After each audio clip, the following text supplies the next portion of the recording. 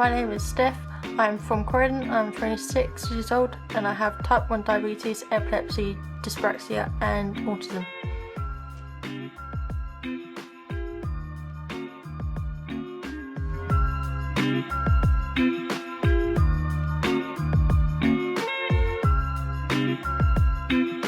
The challenges I have faced while dealing with employment is if I disclose my epilepsy, they will make any excuse about why they can't employ me, or they just don't get back to you and you have to ask them if you've got the job or not. Sometimes when I have had 2 job interviews and I have gotten to disclose my health conditions, I've had them get back to me and say it's not really safe for me to be volunteering with them due to my epilepsy, which I find a bit annoying because I can do a job. It doesn't have to mean that I have to be on a ladder, because I can be on the floor. I don't have to be up high. I just want people to look past the epilepsy and just think, okay, so she wants a job and she's capable, but we need to just give her more time.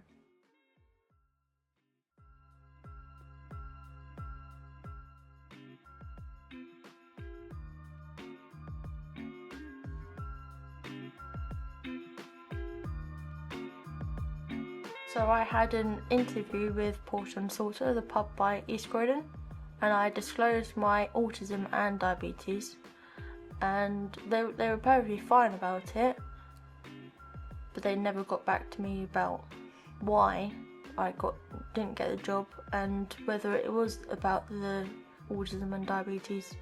So the job that I had for 3 years, I disclosed my health conditions. I actually did get the job and I was there for 3 years.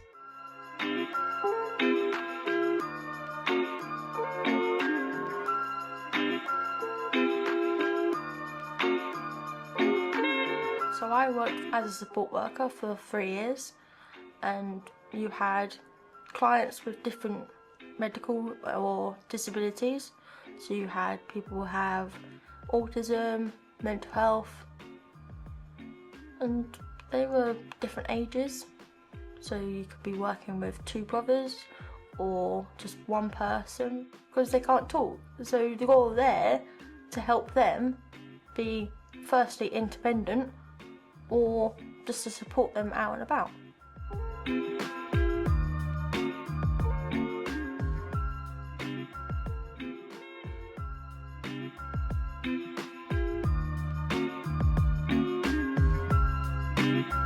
If someone has epilepsy, they could do a risk assessment to see what risks they are if they have to take the client out and about by themselves, and see if they are going to be a risk, because the people that you'll be working with can't talk. So if something happens to you, they won't know what to do.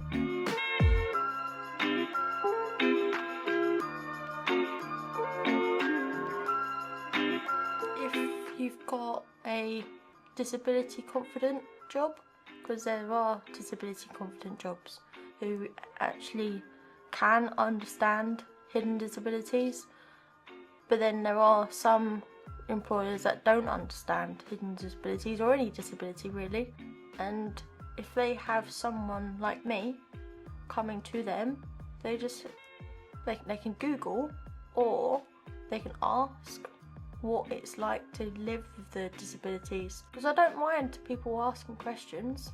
I'd rather have people ask questions than be ignorant and not ask questions, because I can always educate people, because some people aren't educated.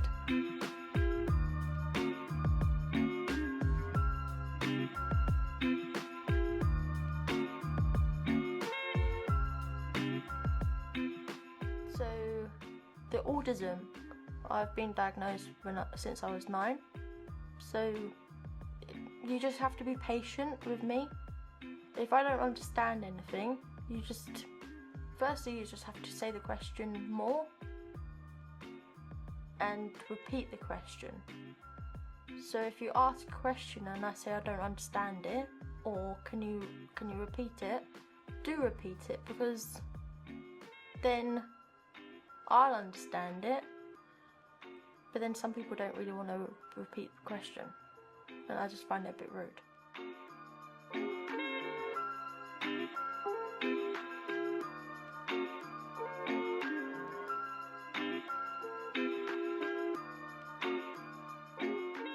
If I need a seat on a bus, tram or train, do offer me a seat.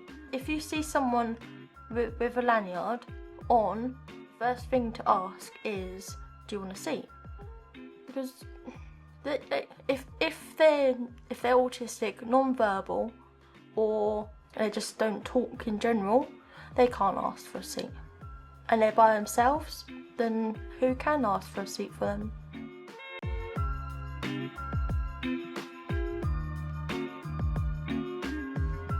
If my epilepsy is playing up, because it can play up anytime, and I won't know when it will play up, and I'm feeling a bit funny after my seizure, then I'd like to have a seat, because it's more safer for me to be sitting down than standing up.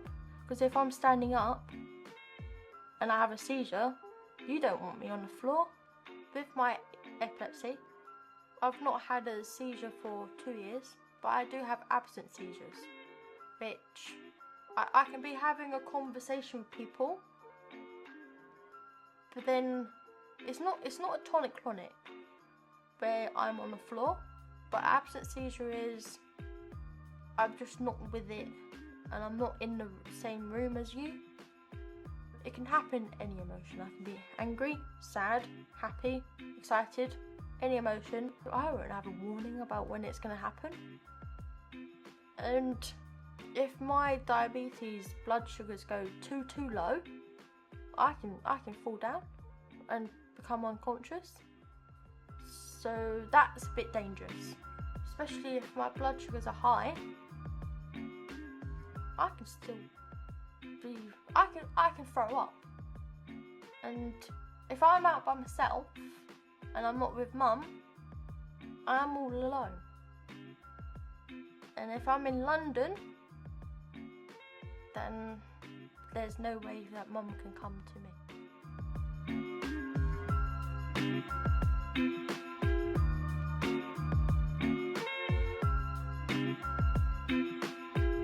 So I was on the tram one day this week, standing, needing a seat, had it round my neck, and this woman in the priority seat, she looked at me up and down. I'm thinking, why are you looking at me up and down? I'm disabled. I know I don't look disabled, but yeah, she didn't want to give me a seat.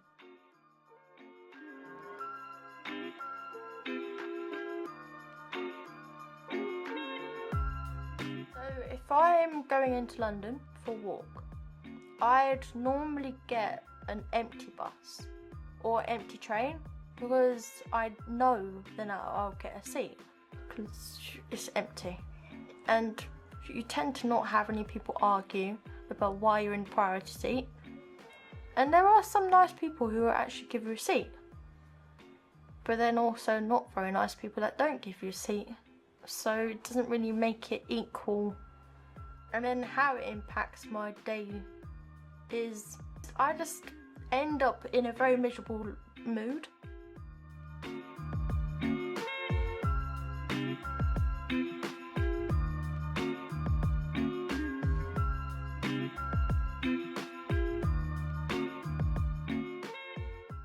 Quite a lot, because then it shows that there are nice people in this world who actually care, and they don't have to ask you why you need the seat. They will just offer you it.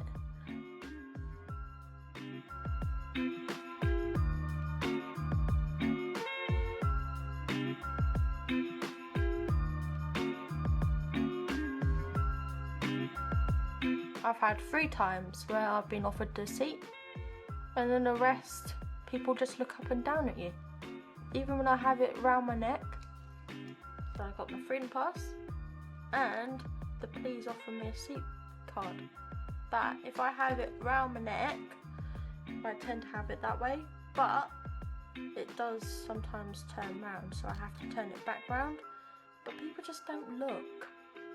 So I was on the tram and this man looked, and I'm thinking, oh, is he going to give me a seat or not? He didn't give me a seat. It's like, what's the point of this then if it's not going to achieve?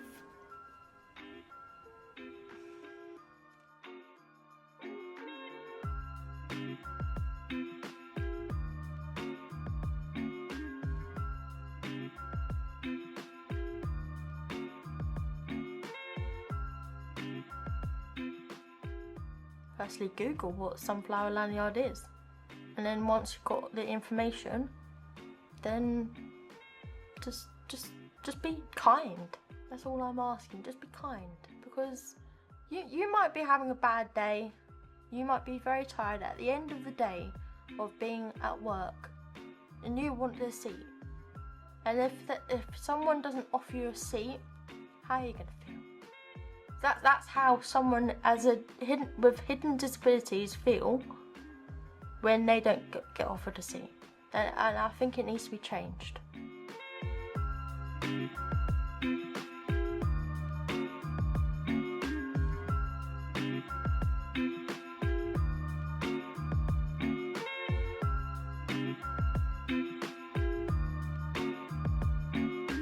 I think trams or buses or trains need more posters, because I've seen some on trams, but people don't seem to look up at the signs and then look up around them, because they're so absorbed in whatever they're doing, they just don't think to look up at the poster or what's around them to think, oh, do I really need to sit down when there's other people that do need a seat? There should be more priority seats on buses, trams or tubes or trains. I don't think 6 priority seats are enough of all the disabled people that are around. I think you need more, especially if people are going to run into the tram. They should think to ask me or another disabled person whether they need a seat before they run. So Freedom Pass is my way to get out and about, but you can't use it until 9:30 in the morning. I did have a provisional driving licence, but Corydon Council decided to take that away, so now I can't drive. I think it's more safer. So this is my way of getting out round about. So instead of me having a Oyster card, like most people do, I have this. Weekends, you can use it anytime before 9:30.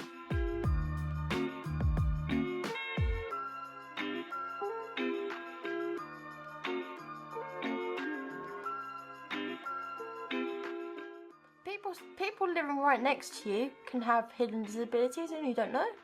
And by tomorrow, something will happen to you.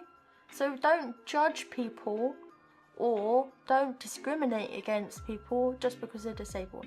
They can't help being disabled. Disabled people don't need to have a cane because they're visually impaired, or be in a wheelchair, or walking frame, or crutches. It can be in different ways of being disabled. So like dyslexia is a disability, autism, mental health is a disability. So before you judge someone, you have to think how it would impact on your life if you were disabled, and how you would like to be treated by people on public transport.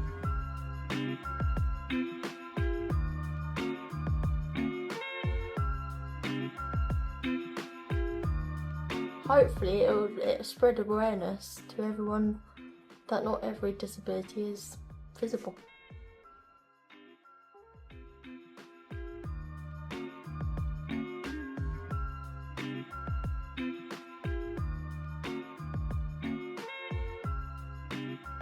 Come on, just give me a seat.